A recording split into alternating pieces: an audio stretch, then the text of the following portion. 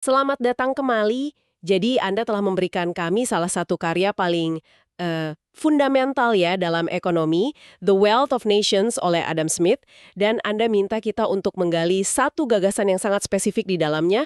Kita akan fokus ke bab ke-9 dari buku keempat yang bahas sistem pertanian. Terus terang setelah saya baca, ada satu hal yang bikin saya garuk-garuk kepala.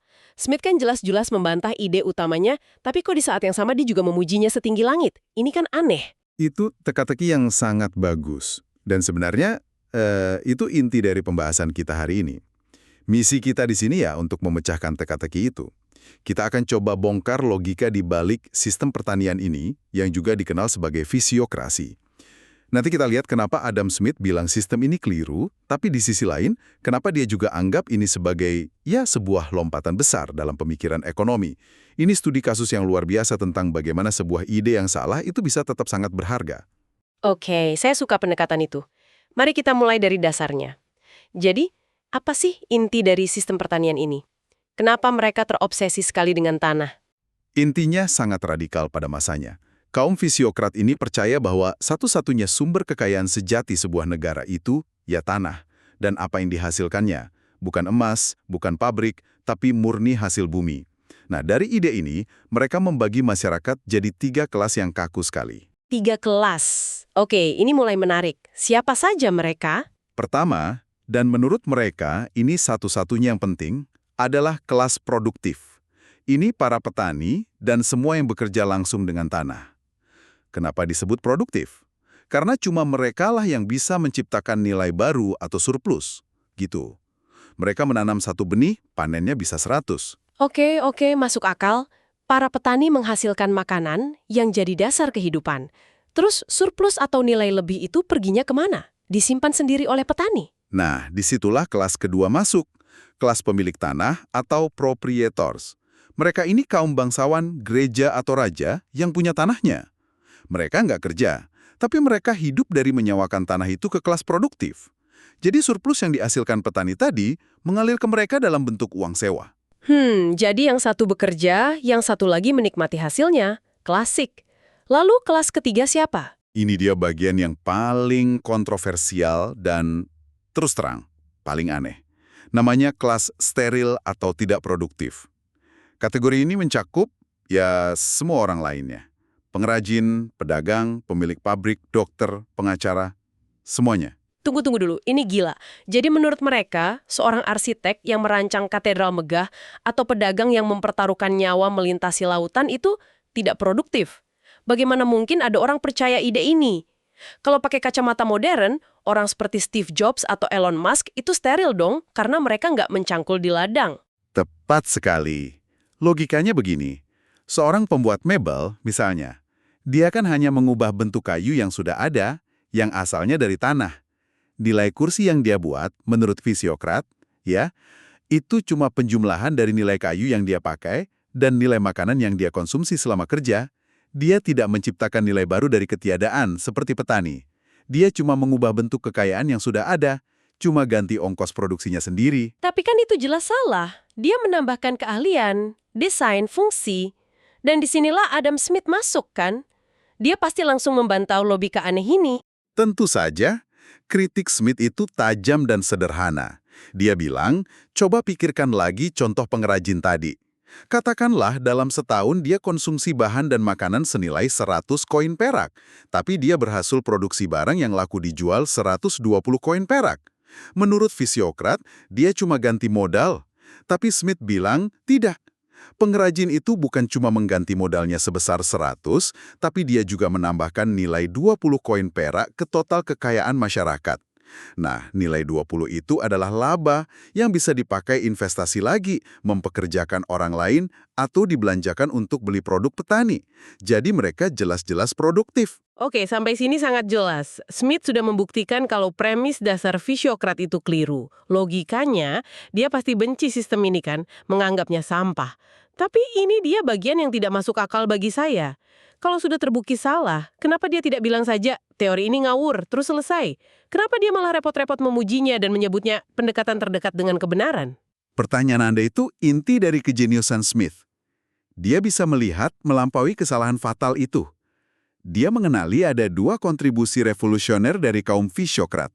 Pertama, mereka secara fundamental mengubah definisi kekayaan. Sebelum mereka, ada sistem merkantil yang mendominasi Eropa. Ah iya, saya pernah dengar itu. Boleh tolong ingatkan lagi intinya apa? Tentu, sistem merkantil itu gagasannya kuno, bahwa kekayaan negara itu diukur dari tumpukan emas dan perak di brankas rajanya. Jadi tujuan ekonomi adalah ekspor sebanyak-banyaknya, impor sesedikit mungkin, biar emas terus mengalir masuk. Kaum fisiokrat datang dan bilang, itu omong kosong, Anda tidak bisa makan emas. Merekalah yang pertama kali bilang dengan jelas bahwa kekayaan sejati sebuah bangsa adalah kemampuannya untuk memproduksi barang-barang yang bisa dikonsumsi secara berkelanjutan, tahun demi tahun, makanan, pakaian, rumah. Ini pergeseran paradigma total. Wow, oke. Jadi mereka mengalihkan fokus dari menimbun logam mulia ke produksi real. Itu memang lompatan besar.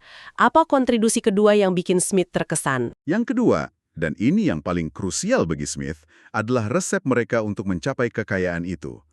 Kaum fisiokrat adalah pendukung fanatik dari apa yang mereka sebut laissez-faire, atau biarkan saja terjadi.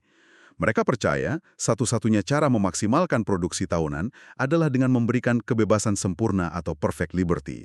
Jangan ada campur tangan pemerintah, jangan ada pajak yang aneh-aneh, jangan ada monopoli.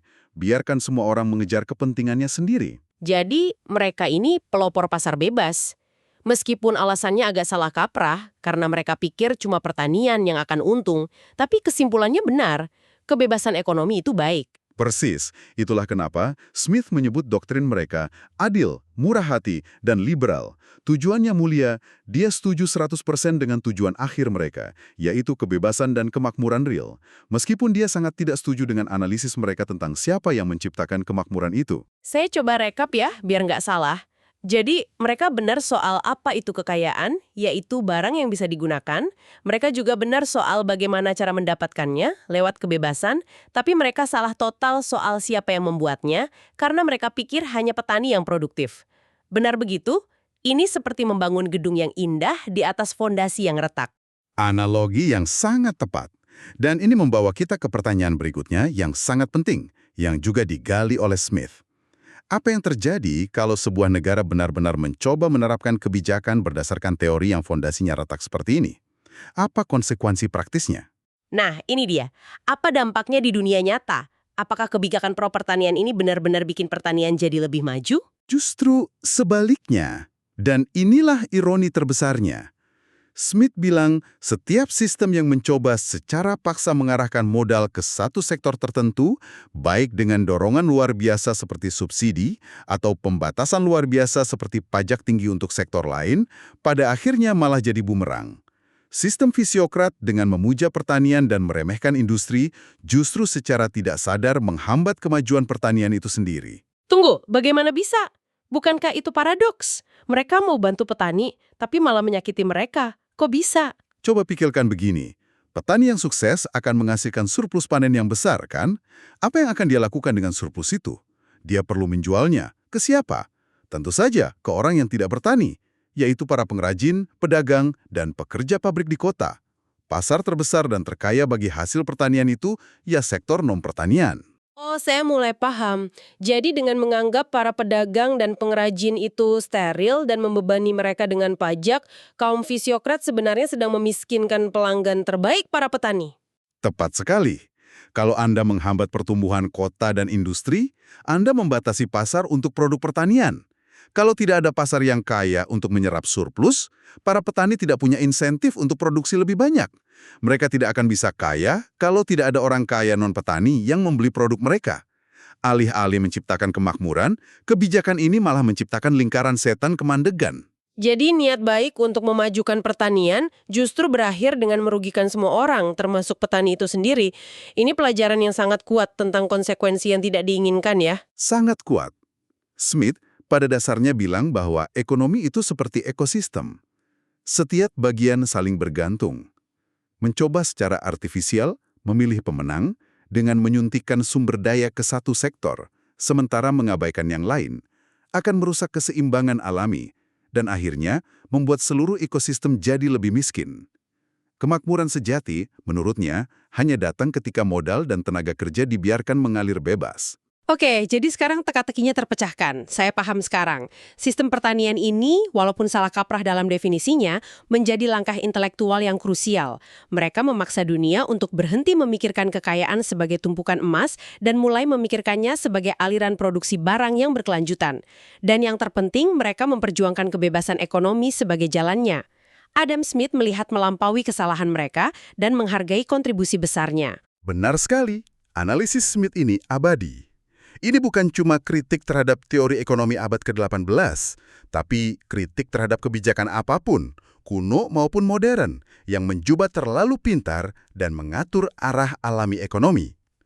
Sebagai penutup, mungkin ada satu hal yang bisa Anda renungkan. Silakan. Kritik Smith ini memaksa kita untuk bertanya pada diri sendiri hari ini.